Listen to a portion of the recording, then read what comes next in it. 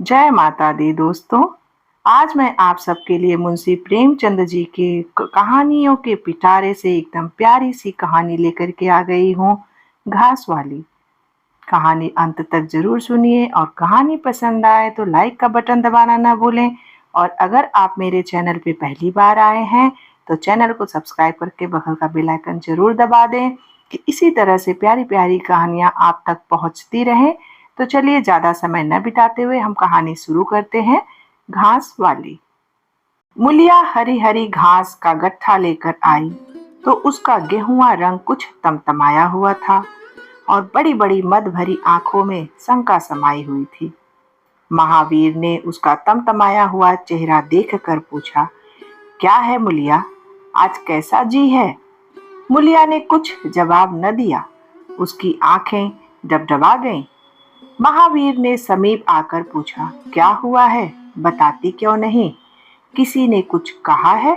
अम्मा ने डांटा है? क्यों इतनी उदास है?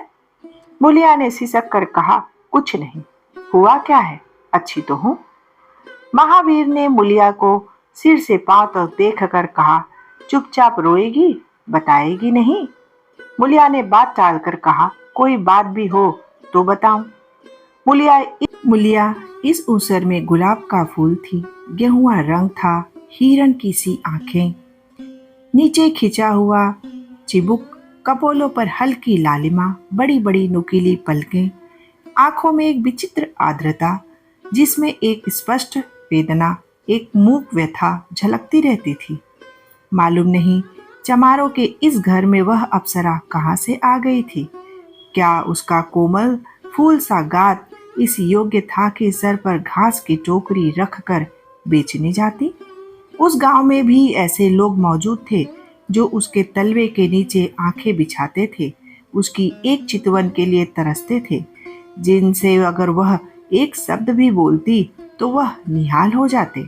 लेकिन उसे आए साल भर से अधिक हो गया था।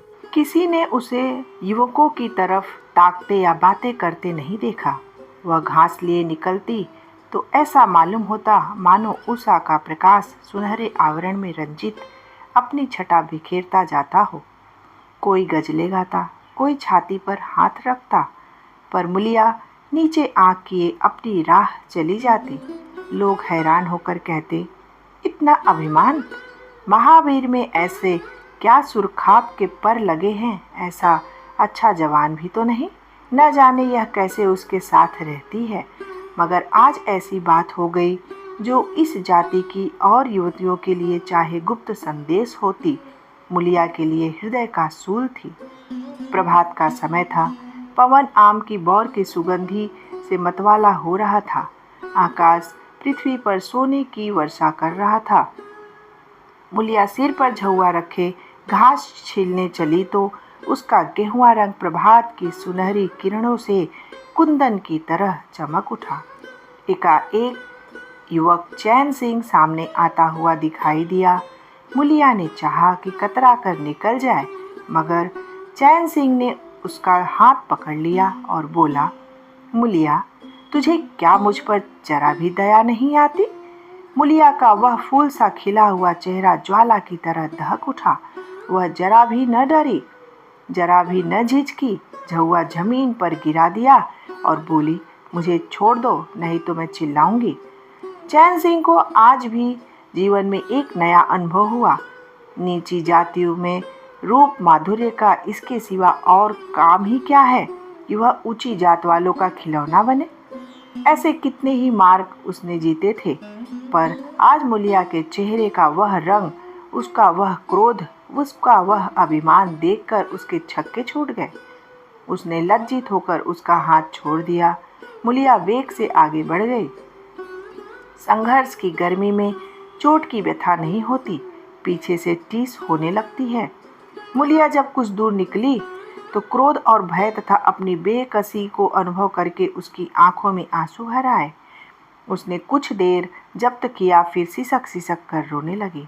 अगर वह इतनी गरीब न होती तो किसी की मजाल थी कि इस तरह उसका अपमान करता। वह रोती जाती थी और घास छीलती जाती थी। महावीर का क्रोध वह जानती थी। अगर उससे कह दे तो वह इस ठाकुर के खून का प्यासा हो जाएगा, फिर न जाने क्या हो। इस ख्याल से उसके रोए खड़े हो गए, इसलिए उसने महावीर के प्रश्नों का कोई उत्तर न दिया। दूसरे दिन मुलिया घास के लिए न गई। सास ने पूछा, तू क्यों नहीं जाती? और सब तो चली गई। मुलिया ने सिर झुकाकर कहा, मैं अकेली न जाऊंगी। तब सास ने बिगड़ कर कहा, अकेले क्या तुझे बाघ उठा ले जाएगा? मुलिया ने और भी सिर झुका लिया और दबी हुई आवाज से बोली, सब मुझे छेड़ते हैं। सास ने डांटा, न तू औरों के साथ जाएगी न अकेली जाएगी, तो फिर जाएगी कैसे? वह साफ साफ क्यों नहीं कहती है कि मैं न जाऊंगी? तो यहाँ मेरे घर में रानी बन के निवाह न होगा? किसी को चाम नहीं प्यारा होता, काम प्यारा होता है। तू बड़ी सुंदर है तो तेरी सुंदरता लेकर चाटो, उसका झाबा और घास ला। इस तरह से सास ने उसको डांटा। द्वार पर नीम के दरख्त के साए में महावीर खड़ा घोड़े को मल रहा था। उसने मुलिया को रोनी सूरत बनाए जाते देखा, पर कुछ बोल न सका। उसका बस चलता तो मुलिया को कलेजे में बिठा लेता, आंखों में छिपा लेता, लेकिन घोड़े का पेट भरना तो जरूरी था। घास मोल लेकर खिलाए तो 12 आने रोज के कम न पड़े। ऐसी मजदूरी ही कौन होती है? मुश्किल से 1.5-2 रुपए मिलते हैं, वह भी कभी मिले कभी न मिले। जब से यह सत्यानाशी लारियां चलने लगी हैं, इक्के वालों की बग्घियां बैठ गई हैं, कोई सेत में भी नहीं पूछता। महाजन से 150 रुपए उधार लेकर इक्का और घोड़ा खरीदा था, मगर लारियों के आगे इक्के को कौन पूछता है? महाजन का सूद भी तो न पहुंच जा सकता था, मूल का कहना ही क्या। ऊपरी मन से बोला, न मन हो तो रहने दो, देखी जाएगी। इस दिलजोई से मुलिया निहाल हो गई। बोली, घोड़ा खाएगा क्या? आज उसने कल का रास्ता छोड़ दिया और खेतों की मेड़ों से होती हुई चली।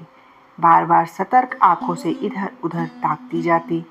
दोनों तरफ ऊख के खेत खड़े थे। जरा भी खरखराहट होती उसका जी सन्न हो जाता, कहीं कोई ऊख में छिपा न बैठा हो। मगर कोई नई बात न हुई। ऊख के खेत निकल गए, आमों का बाग निकल गया, सींचे हुए खेत नजर आने लगे। दूर के कुएं पर पुर चल रहा था। खेतों की मेड़ों पर हरी हरी घास जमी हुई थी। मुलिया का जी ललचाया। यहाँ आधा घंटे में जितनी घास छील सकती हूँ, सूखे मैदान में दोपहर तक न छील सकेगी। यहाँ देखता ही कौन है? कोई चिल्लाएगा तो चली जाऊंगी। वह बैठकर घास छीलने लगी और 1 घंटे में उसका झाबा आधे से ज्यादा भर गया। वह अपने काम में इतनी तन्मय थी कि उसे चैन सिंह के आने की खबर ही न हुई। एकाएक उसने आहट पाकर सिर उठाया तो चैन सिंह को आगे खड़ा देखा। मुलिया की छाती धक से हो गई। जी में आया भाग जाए, झाबा उलट दे और खाली झाबा लेकर चली जाए। पर चैन सिंह ने कई गज के फासले से ही रुक कर कहा, डर मत, डर मत। भगवान जानता है मैं तुझसे कुछ न बोलूंगा। जितनी घास चाहे छील ले, मेरा ही खेत है। मुलिया के हाथ सुन्न हो गए, खुरपी हाथ में जम सी गई। घास नजर ही न आती थी। जी चाहता था जमीन फट जाए और मैं समा जाऊं। जमीन आंखों में सामने तैरने लगी। चैन सिंह ने आश्वासन दिया, छिलती क्यों नहीं? मैं तुझे से कुछ कहता थोड़ी ही हूँ। यही रोज चली आया कर, मैं छील दिया करूँगा। मुलिया चित्रलिखित सी बैठी रही। चैन सिंह ने एकदम आगे बढ़ाया और बोला, तू मुझे से इतना डरती क्यों है? क्या तू समझती है मैं आज भी तुझे सताने आया हूँ? ईश्वर जानता है, कल भी तुझे सताने के लिए मैंने तेरा हाथ नहीं पकड़ा था। तुझे देखकर आप ही आप हाथ बढ़ गए। मुझे कुछ सुध ही नहीं रही। तू चली गई तो मैं वहीं बैठकर घंटों रोता रहा। जी में आता था हाथ काट लूं, कभी जी चाहता था जहर खा लूं। तभी से तुझे ढूंढ रहा हूँ। आज तू इस रास्ते से चली आई, मैं सारा हार छानता हुआ यहाँ आया हूँ। अब जो सजा तेरे जी में आवे दे दे। अगर तू मेरे सिर भी काट ले तो गर्दन न हिलाऊंगा। मैं सोहदा था, लुच्चा था, लेकिन जब से तुझे देखा है मेरे मन से सारी खोट मिट गई है। अब तो यही जी में आता है कि तेरा कुत्ता होता और तेरे पीछे पीछे चलता, तेरा घोड़ा होता। तब तो तू अपने हाथों से मेरे सामने घास डालती। किसी तरह यह चोला तेरे काम आए, मेरे मन की यह सबसे बड़ी लालसा है। मेरी जवानी काम न आवे अगर मैं किसी खोट से ये बात कर रहा हूँ। बड़ा भगवान था महावीर जो ऐसी देवी उसे मिली। मुलिया चुपचाप सुनती रही, फिर नीचा सिर करके भोलेपन से बोली, तो तुम मुझे क्या करने को कहते हो? चैन सिंह और समीप आकर बोला, बस तेरी दया चाहता हूँ। मुलिया ने सिर उठाकर उसकी ओर देखा। उसकी लज्जा न जाने कहाँ गायब हो गई। चुभते हुए शब्दों में बोली, तुमसे एक बात कहूं, बुरा तो न मानोगे? तुम्हारा ब्याह हो गया है ना? चैन सिंह ने दबी जबान से कहा, ब्याह तो हो गया है, लेकिन ब्याह क्या है, खिलवाड़ है। मुलिया के ओठों पर अवहेलना की मुस्कुराहट झलक पड़ी। बोली, फिर भी अगर मेरा आदमी तुम्हारी औरत से इसी तरह बातें करता तो तुम्हें कैसा लगता? तुम उसकी गर्दन काटने पर तैयार हो जाते कि नहीं? बोलो, क्या समझते हो कि महावीर चमार है तो उसकी देह में लहू नहीं है? उसे लज्जा नहीं है? अपने मर्यादा का विचार नहीं है? मेरा रूप रंग तुम्हें भाता है? क्या घाट के किनारे मुझसे कहीं और सुंदर औरतें नहीं घूमा करती? मैं उनके तलमों की बराबरी भी नहीं कर सकती। तुम उसमें से किसी से क्यों नहीं दया मांगते? क्या उनके पास दया नहीं है? मगर वहां तुम न जाओगे, क्योंकि वहां जाते तुम्हारी छाती दहलती है। मुझे से दया मांगते हो, इसलिए न कि मैं चमारिन हूँ, नीच जाति की हूँ, और नीच जाति की औरत जरा सी घुड़की धमकी पर, जरा सी लालच से तुम्हारी मुट्ठी में आ जाएगी। कितना सस्ता सौदा है।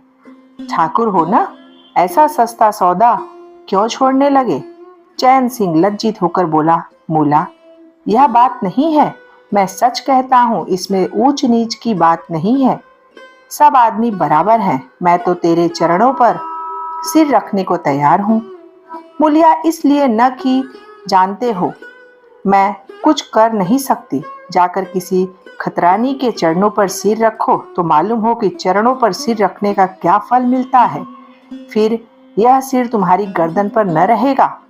चैन सिंह मारे शर्म के जमीन में गड़ा जाता था। उसका मुंह ऐसा सूख गया था मानो महीनों की बीमारी से उठा हो। मुंह से बात न निकलती थी। मुलिया इस इतनी वाक पटु है, इसका उसे गुमान भी न था। मुलिया फिर बोली, मैं भी रोज बाजार जाती हूँ, बड़े बड़े घरों का हाल जानती हूँ। मुझे किसी बड़े घर का नाम बता दो जिसमें कोई साइस, कोई कोचवान, कोई कहार, कोई पंडा, कोई महाराज न घुसा बैठा हो। यह सब बड़े घरों की लीला है, और वह औरतें जो कुछ करती हैं ठीक करती हैं। उनके घर वाले भी तो चमारी को और कहारिनों पर जान देते हैं। लेना देना बराबर हो जाता है। बेचारे गरीब आदमियों के लिए यह बातें कहाँ। मेरे आदमी के लिए संसार में जो कुछ हूँ मैं हूँ। वह किसी दूसरी मेहरिया की ओर आंख उठाकर भी नहीं देखता। संयोग की बात है कि मैं तनिक सुंदर हूँ, लेकिन मैं काली कलुटी भी होती तब भी वह मुझे इसी तरह रखता। इसका मुझे विश्वास है। मैं चमारिन होकर भी इतनी नीच नहीं हूँ कि विश्वास का बदला खोट से दूं। हाँ, वह अपने मन की करने लगे, मेरी छाती पर मूंग दलने लगे, तो मैं भी उसकी छाती पर मूंग दलूंगी। तुम मेरे रूप के दीवाने हो ना। आज मुझे माता निकल आए, कानी हो जाऊं, तो मेरी ओर ताकोगे भी नहीं। बोलो, झूठ कहती हूँ? चैन सिंह इनकार न कर सका। मुलिया ने उसी गर्व से भरे स्वर में कहा, लेकिन मेरी एक नहीं दोनों आंखें फूट जाएं, तब भी वह मुझे इसी तरह रखेगा, मुझे उठावेगा, बैठावेगा, खिलावेगा। तुम चाहते हो मैं ऐसे आदमी के साथ कपट करूं? जाओ, अब मुझे कभी न छेड़ना, नहीं तो अच्छा न होगा। जवानी जोश है, बल है, दया है, साहस है, आत्मविश्वास है, गौरव है, और सब कुछ जो जीवन को पवित्र, उज्जवल और पूर्ण बना देता है। जवानी का नशा घमंड है, निर्दयता है, स्वार्थ है, सेखी है, विषय वासना है, कटुता है और वह सब कुछ जो जीवन को पशुता, विकार और पतन की ओर ले जाता है। चैन सिंह पर जवानी का नशा था। मुलिया के शीतल छींटों ने नशा उतार दिया। जैसे उबलती हुई चाशनी में पानी के छींटे पड़ जाने से फेन मिट जाता है, मैल निकल जाता है और निर्मल शुद्ध रस रह जाता है। कामनी के शब्द जितनी आसानी से दीन और ईमान को गारत कर सकते हैं, उतनी ही आसानी से उनका उद्धार भी कर सकते हैं। चैन सिंह पर उस दिन से दूसरे ही आदमी हो गया। गुस्सा उसकी नाक पर रहता था। बात बात पर मजदूरों को गालियां देना, डांटना और पीटना उसकी आदत थी। आसामी उससे थर थर कांपते थे। मजदूर उसे आते देखकर अपने काम में चुस्त हो जाते थे। पर ज्यों ही उसने इधर पीठ फेरी और उन्होंने चीलम पीना शुरू किया, सब दिल में उससे जलते थे, उसे गालियां देते थे। मगर उस दिन से चैन सिंह इतना दयालु, इतना गंभीर, इतना सहनशील हो गया कि लोगों को आश्चर्य होता था। कई दिन गुजर गए थे। एक दिन संध्या समय चैन सिंह खेत देखने गया। पुल चल रहा था। उसने देखा कि एक जगह नाली टूट गई थी और सारा पानी बाहर चला जाता था। क्यारियों में पानी बिल्कुल नहीं पहुंचता, मगर क्यारी बनाने वाली बुढ़िया चुपचाप बैठी है। उसे इसकी जरा भी फिक्र नहीं है कि पानी क्यों नहीं आता। पहले यह दशा देखकर चैन सिंह अपने आपे से बाहर हो जाता। उस औरत की उस दिन मजूरी काट लेता और पुल चलाने वालों को घुड़कियां जमाता। पर आज उसे क्रोध नहीं आया। उसने मिट्टी लेकर नाली बांध दी और खेत में जाकर बुढ़िया से बोला, तू यहाँ बैठी है और पानी सब बहा जा रहा है। बुढ़िया घबरा कर बोली, अभी खुल गई होगी राजा, मैं अभी जाकर बंद किए देती हूँ। यह कहती हुई वह थर थर कांपने लगी। चैन सिंह ने उसकी दिलजोई करते हुए कहा, भाग मत भाग मत, मैंने नाली बंद कर दी। बूढ़ऊ कई दिन से नहीं दिखाई दे रहा है, कहीं काम पर जाता है कि नहीं। बुढ़िया गदगद होकर बोली, आजकल तो खाली ही बैठे हैं भैया, कहीं काम नहीं लगता। चैन सिंह ने नम्र भाव से कहा, तो हमारे यहाँ लगा दे, थोड़ा सा सन रखा है, उसे काट दे। यह कहता हुआ वह कुएं की ओर चला गया।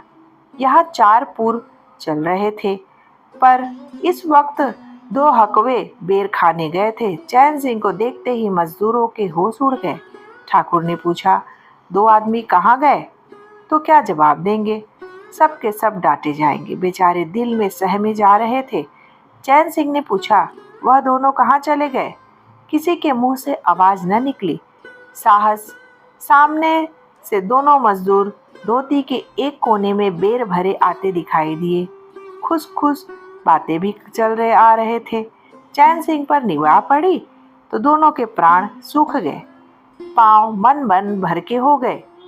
अब न जाने क्या होगा। दोनों समझ गए कि आज तो डांट पड़ने वाली है, शायद मजदूरी भी काट ली जाए। चाल धीमी पड़ गई। इतने में चैन सिंह ने पुकारा, बढ़ाओ बढ़ाओ, कैसे बेर हैं? लाओ जरा मुझे भी दो, मेरे ही पेड़ के तो हैं। दोनों और भी सहम उठे। आज तो ठाकुर हमें जीता न छोड़ेगा। कैसा मीठा मीठा बोल रहा है, उतनी ही भिगो भिगो कर मारेगा भी। बेचारे और भी सिकुड़ गए।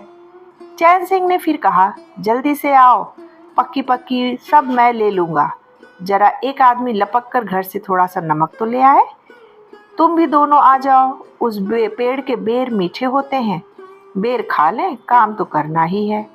अब दोनों भगोड़ों को कुछ ढारस हुआ।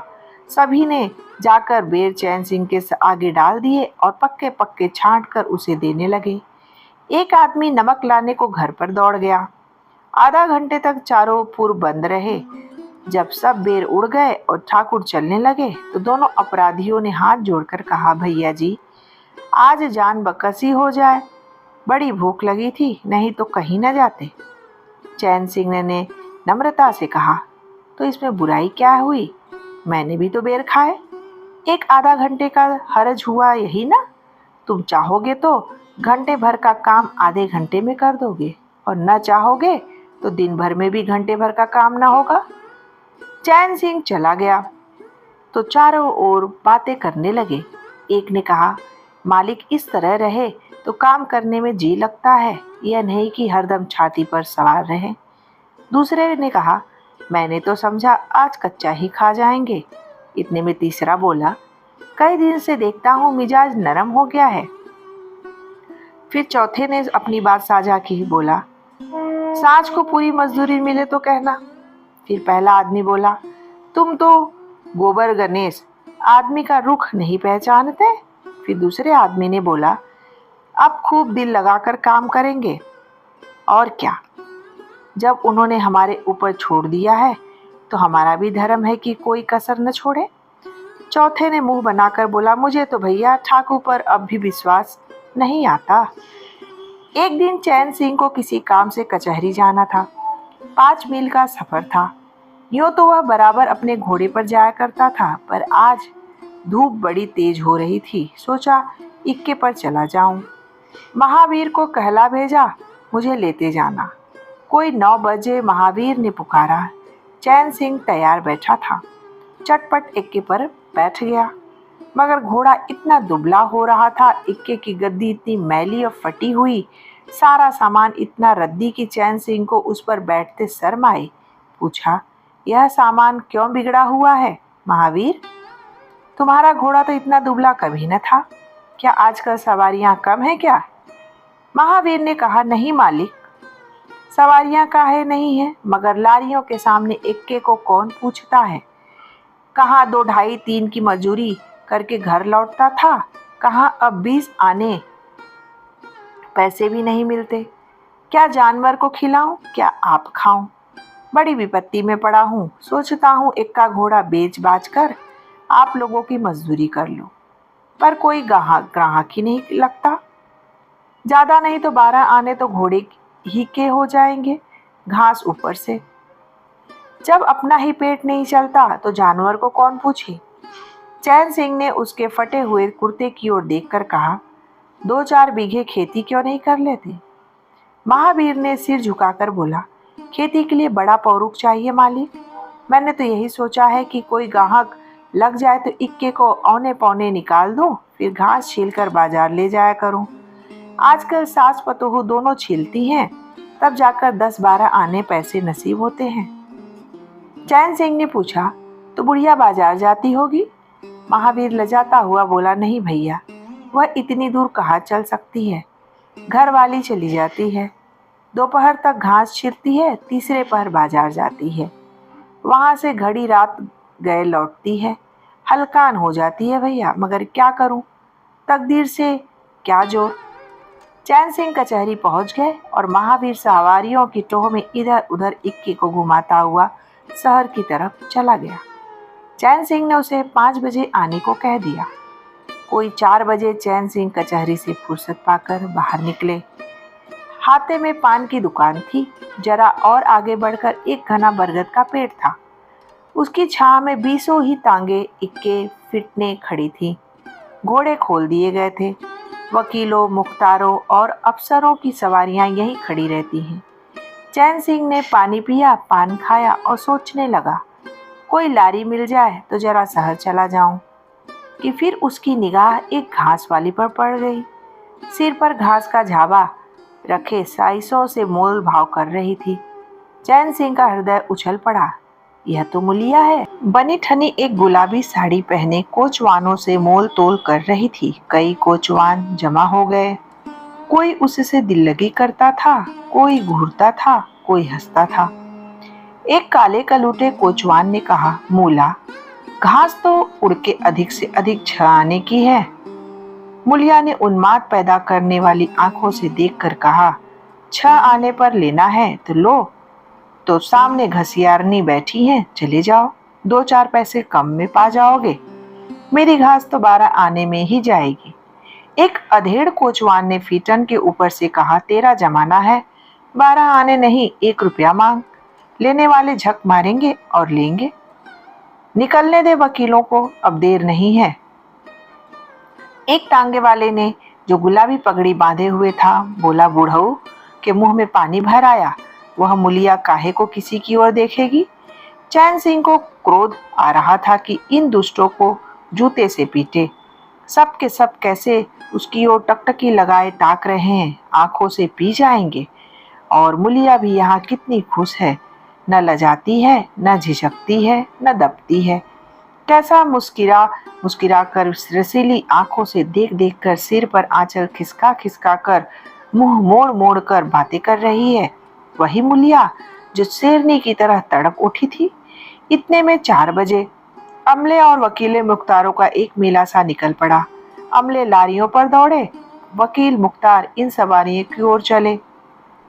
कोचवानों ने भी झटपट घोड़े जोते। कई महाशयों ने मुलिया को रसिक नेत्रों से देखा और अपनी अपनी गाड़ियों पर जा बैठे। एकाएक मुलिया का घास का झब्बा लिए उस फीटन के पीछे दौड़ी। फीटन में एक अंग्रेजी फैशन के जवान वकील साहब बैठे थे। उन्होंने पायदान पर घास रखवा ली, जेब से कुछ निकालकर मुलिया को दिया। मुलिया मुस्कुराई। दोनों में कुछ बातें भी हुई जो चैन सिंह न सुन सके। एक क्षण में मुलिया प्रसन्न मुख की घर की ओर चली। चैन सिंह पान वाले की दुकान पर विस्मित की दशा में खड़ा रहा। पान वाले ने दुकान बंद, कपड़े पहने और केबिन का द्वार बंद करके नीचे उतरा तो चैन सिंह की समाधि टूटी। पूछा, क्या दुकान बंद कर दी? पान वाले ने सहानुभूति दिखाकर कहा, इसकी दवा करो ठाकुर साहब, यह बीमारी अच्छी नहीं है।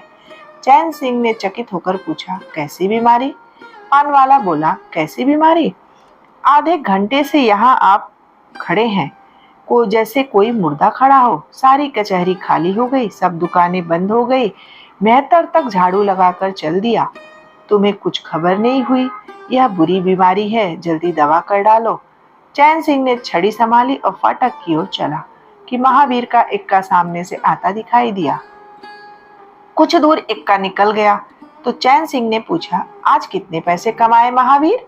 महावीर ने हंसकर कहा, आज तो मालिक दिन भर खड़ा ही रह गया, किसी ने बेगार में भी न पकड़ा, ऊपर से 4 पैसे की बीड़ियां पी गया। चैन सिंह ने जरा देर के बाद कहा, मेरी एक सलाह है, तुम मुझसे 1 रुपया रोज लिया करो, बस जब मैं बुलाऊं तो इक्का लेकर चले आया करो। तब तो तुम्हारी घरवाली को घास लेकर बाजार न जाना पड़ेगा। बोलो, मंजूर है? महावीर ने सजल आंखों से देखकर कहा, मालिक आप ही का तो खाता हूँ, आपकी प्रजा हूँ, जब मर्जी हो पकड़ मंगवाइए। आपसे रुपए। चैन सिंह से बात काट कर चैन सिंह ने कहा, नहीं, मैं तुमसे बेगार नहीं लेना चाहता, तुम मुझसे 1 रुपया रोज ले जाया करो, घास लेकर घास वाले को बाजार मत भेजा करो। तुम्हारी आबरू मेरी आबरू है, और भी रुपए पैसे का जब काम लगे बेखटके चले आया करो। हाँ देखो, मुलिया से इस बात की भूल कर भी चर्चा न करना। कई दिनों के बाद संध्या समय मुलिया चैन सिंह से मिली। चैन सिंह आसामियों से मालगुजारी वसूल करके घर की ओर लपका जा रहा था कि उसी जगह उसने मुलिया की बाह पकड़ी थी। मुलिया की आवाज कानों में आई। उसने छिटक कर पीछे देखा तो मुलिया दौड़ी आ रही। बोला, क्या है मुला, क्यों दौड़ती हो? मैं तो खड़ा हूँ। मुलिया ने हाँफते हुए कहा, कई दिन से तुमसे मिलना चाहती थी, आज तुम्हें आते देखा तो दौड़ी। अब मैं घास बेचने नहीं जाती। चैन सिंह ने कहा, बहुत अच्छी बात है। क्या तुमने कभी मुझे घास बेचते देखा है? हाँ, एक दिन देखा था। क्या महावीर ने तुमसे सब कुछ कह डाला? मैंने तो मना कर दिया था, वह मुझसे कोई बात नहीं छिपाता। दोनों एक क्षण चुप खड़े रहे। किसी को कोई बात न सूझती थी। एकाएक मुलिया ने मुस्कुराकर कहा, यहाँ तुमने मेरी बाह पकड़ी थी। चैन सिंह ने लज्जित होकर कहा, उसको भूल जाओ मूला, मुझ पर जाने कौन भूत सवार था। मुलिया गदगद कंठ से बोली, उसे क्यों भूल जाऊं? उसी बाह गहे की लाज तो निभा रहे हो। गरीबी आदमी से जो चाहे करवाए, तुमने मुझे बचा लिया। फिर दोनों चुप हो गए। जरा देर के बाद मुलिया ने फिर कहा, तुमने समझा होगा मैं हंसने बोलने में मगन हो रही थी। चैन सिंह ने बलपूर्वक कहा, नहीं मुलिया, मैंने एक क्षण के लिए भी ऐसा नहीं समझा। मुलिया मुस्कुराकर बोली, मुझे तुमसे यही आशा थी। पवन सींचे हुए खेतों में विश्राम करने जा रहा था, सूर्य निशा की गोद में विश्राम करने जा रहा था, और उस मलिन प्रकाश में चैन सिंह मुलिया की विलीन होती हुई रेखा को खड़ा होकर देख रहा था। मेरे प्यारे दोस्तों, ये मुंशी प्रेमचंद जी की कहानी घास वाली आपको कैसी लगी? अपना फीडबैक कमेंट बॉक्स में लिख करके जरूर दीजिएगा। और अगर आप तक आपने मेरे चैनल को सब्सक्राइब नहीं किए तो फटाफट सब्सक्राइब कर दीजिए। तो इसी तरह से प्यारी प्यारी कहानियां लेकर के मैं आप तक आती रहूंगी। मेरे दोस्तों, आपके सपोर्ट की मेरे चैनल को बहुत ज़रूरत है। तो फिर से एक नई कहानी के साथ आपसे मिलूंगी। तब तक के लिए जय माता दी।